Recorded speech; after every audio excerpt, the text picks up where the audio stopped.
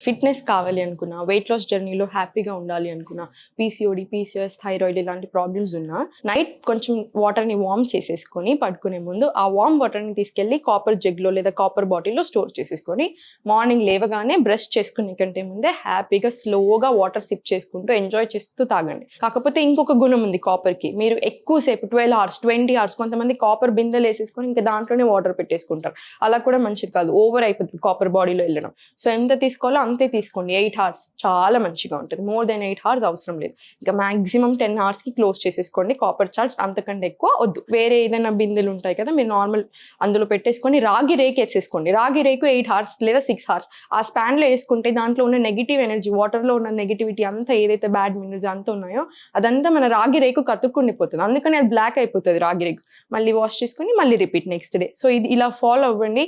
చిన్న చిన్న ట్రిక్స్, చిన్న చిన్న టిప్స్ బట్ హెల్త్‌కి చాలా అంటే చాలా మంచిది.